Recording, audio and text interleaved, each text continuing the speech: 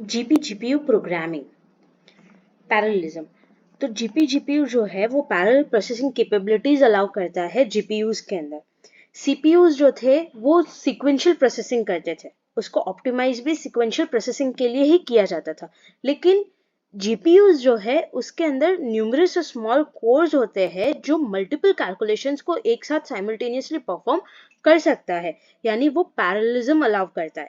तो पैरेललिज्म जो है वो किसी भी कंप्यूटेशनल टास्क को स्पीड अप करने के लिए यूज किया जाता है। कोई भी कंप्यूटेशनल टास्क को एक्सेलरेट करना है तो हम पैरेललिज्म का यूज करते हैं। तो जीपीयू जो है वो ज्यादा स्पीड प्रोवाइड करता है compared to traditional CPUs. Programming models.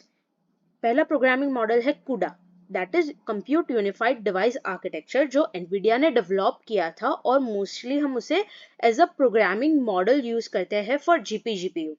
वो C++ का यूज करके जीपीयू एक्सेलरेटेड कोड डेवलप करता है। CUDA जो है वो ऐसा टूल है जिससे हम डेटा को मैनेज कर सकते हैं और पैरेलल कर्नल्स जो है वो लॉन्च कर सकते हैं। फिर दूसरा जो है वो है OpenCL, जिसको हम बोलते हैं ओपन कंप्यूटिंग लैंग्वेज। ये एक ओपन स्टैंडर्ड है जो बहुत सारे हार्डवेयर वेंडर्स जो है वो सपोर्ट करते हैं, जैसे NVIDIA, AMD और Intel। ये लोअर लेवल का platform independent programming model offer करता है फॉर जीपीयू एप्लीकेशंस। फिर डेटा ट्रांसफर।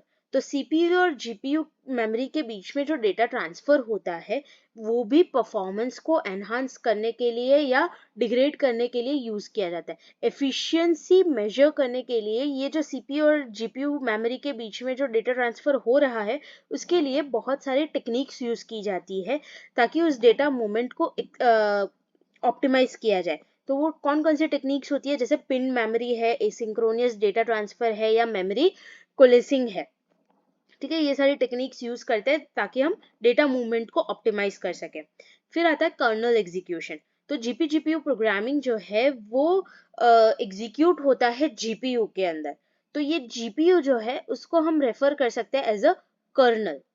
तो कर्नल जो है वो डिजाइन किया गया था ताकि वो हाईली पैरेलाइजेबल बन सके, जिसके अंदर हम बहुत ज्यादा पैरेललिज्म अप्लाई कर सके और हम उसे मल्टीपल जीपीयू थ्रेड्स और कोर्स पे रन करवा सके, एग्जीक्यूट करवा सके।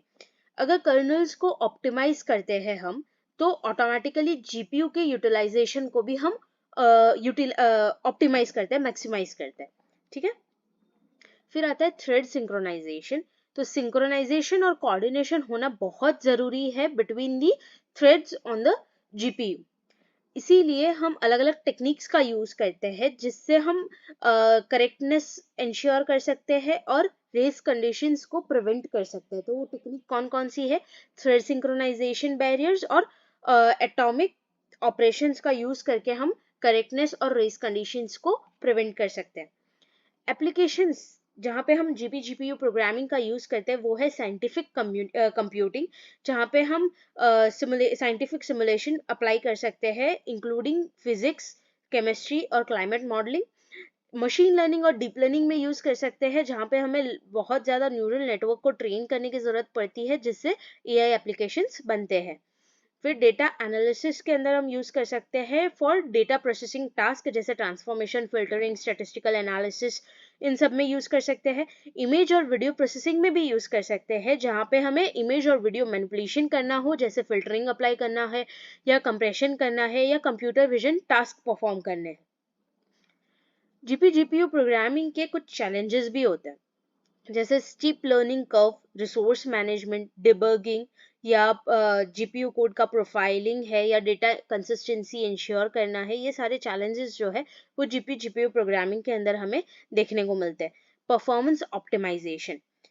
कोई भी ऑप्टिमल परफॉर्मेंस अगर लाना हो, अचीव करना हो, तो उसके लिए हमें मेमोरी एक्सेस पैटर्न्स को ऑप्टिमाइज करना पड़ता है। डेटा ट्रांसफर जो जीपीयू और सीपीयू के बीच में होता है उसको मिनिमाइज करना पड़ता है और कर्नल कोड को फाइन ट्यून करना पड़ता है जिससे हम जीपीयू प्रोग्रामिंग के परफॉर्मेंस को ऑप्टिमाइज कर सकें। तो ये था छोटा सा इंट्रोडक्शन अबाउट जीपीयू प्रोग्रामिंग।